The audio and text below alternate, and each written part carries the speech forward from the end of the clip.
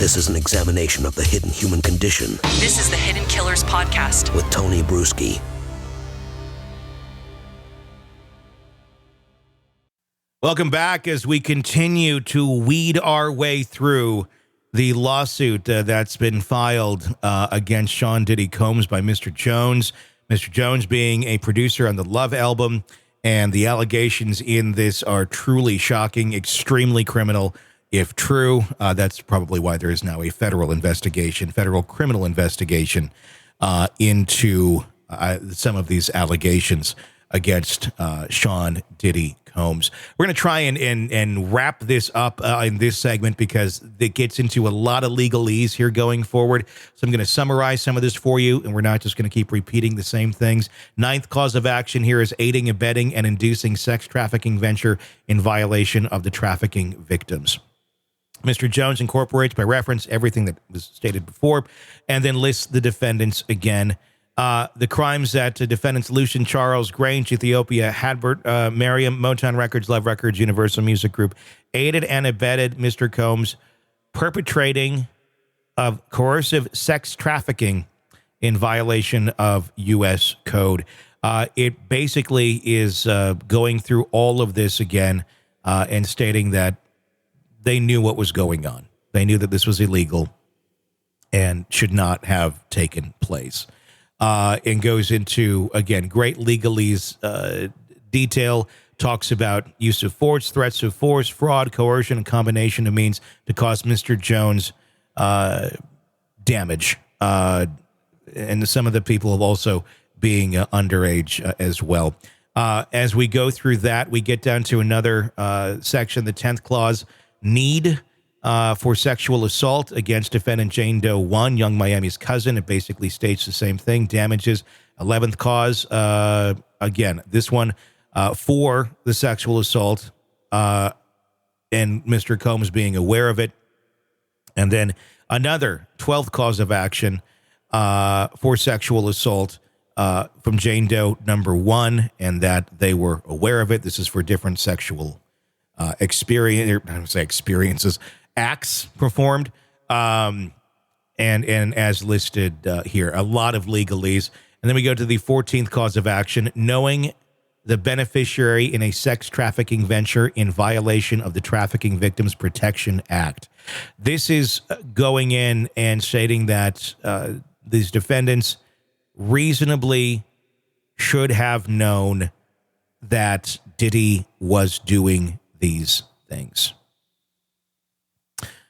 The cash that defendants Lucian Charles, Grange, Ethiopia, had Marion, Motown Records, Love Records, and Universal Music Group provided, and went far beyond providing routine sponsorship, partnership, and employer compensation for a subordinate. It was far from routine for defendant Lucian Charles, Grange, Ethiopia, Hadbert, Marion, Motown Records, Love Records, and Universal Music Group to provide substantial sums of cash per year to Mr. Combs, who did not have an apparent legitimate need for such extravagant sums.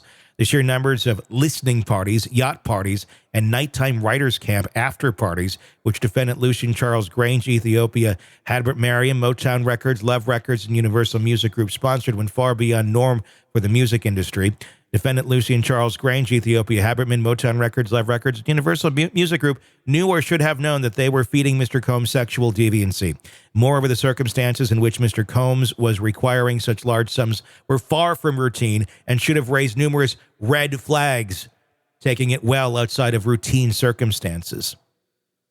And that's essentially where this section goes.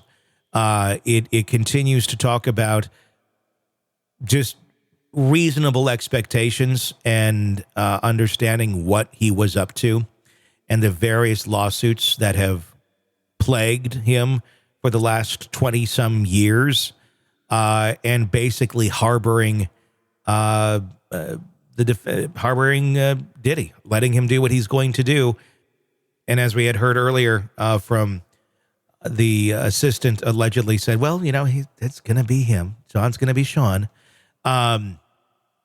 But it goes through basically all of the allegations that we have talked about in our conversation here, and just says, look, here's why you all should have known. And it goes into detail why each defendant would have known, or likely reasonably should have known, based on their relationship to Sean Combs. And it's a long list. It goes on and on and on, talking about all of the things that have been alleged already, the recruiting, the participation, and it goes into great detail. Then you have the 15th cause of action, obstructing of the enforcement of the Trafficking Victim Protection Act. Defendant Lucien Charles Grange, Ethiopia, Habertman, Motown Records, Love Records, Universal Music Group, and its officers and employees knowingly and intentionally attempted to obstruct, interfered with, and prevented the enforcement of this U.S. code. The activity herein referenced to collectively simply as obstruction. It lists them all. Again, this is a violated Chapter 77, Title 18. Defendants violated this directly, proximately, and forcibly harmed Mr. Jones by directly resulting him to corrosively being caused to engage in these acts in many ways. It goes into the same details that we've heard before, but spells it out in very legalese detail, if you will, about nobody reporting anything. And again, just basically letting Diddy be Diddy. He's going to do what he's going to do. So what's being asked for at the end here? The plaintiff prays that the court enter judgment in their favor and against the defendants containing the following relief: a declaratory judgment that the actions, conduct, and practices of defendants complained of herein violate the laws of New York State, an award of damages against defendant and an amount to be determined at trial, plus pre-judgment interest to compensate plaintiff for all monetary and or economic damages, including but not limited to loss of past and future income, wages, compensation, seniority, and other benefits of employment, an award of damages against defendant in an amount to be determined at trial, plus pre-judgment interest to compensate plaintiff for all non-monetary and or compensatory damages, including but not limited to compensation for mental anguish, humiliation, embarrassment, stress and anxiety, emotional pain, suffering, emotional distress, an award of punitive damages in an amount to be determined at trial, pre-judgment interest on all amounts due, an award of costs that plaintiff has incurred in this action, including but not limited to expert witness fees, as well as plaintiff's reasonable attorney's fees and costs to the fullest extent permitted by law, and such other and further relief as the court may deem just and proper. That is the demand. That is the lawsuit. That is the 73 pages as best as we can get through them. It's a lot to take in. And if you made it through all of it, thank you. Good job.